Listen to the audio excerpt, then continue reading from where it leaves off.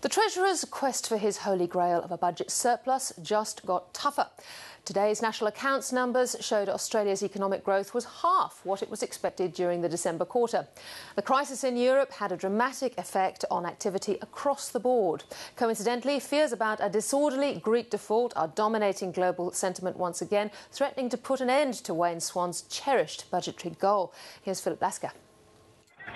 Today's numbers highlight the fear that hurt the economy in the run-up to Christmas. Things were looking pretty grim in Europe, and I think that affected confidence locally, it affected commodity prices, so it affected profits of Australian companies. The national accounts showed the economy grew by 0.4% during the December quarter, half what was expected, leaving the growth rate for 2011 below average at a slower 2.3%.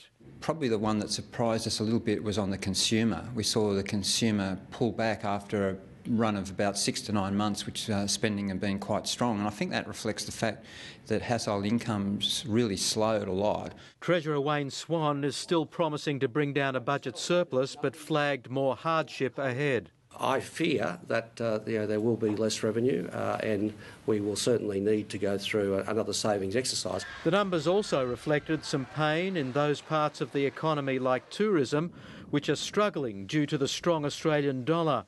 But don't expect the Reserve Bank to be cutting interest rates to lower the dollar. They're both playing an important role in preserving overall macro stability, something which has proved very difficult to achieve in previous resources booms. The instability is coming from offshore, where some lenders to Greece are refusing to accept a forced cut in the value of their loans, with a deadline looming on Thursday. And that could scuttle the entire Greek bailout. And I think that's really been at the heart of this violent sell-off. Markets in Europe and the US sold off more than 1%. Asian markets were also weaker, with Australia's 61-point fall one of the region's worst.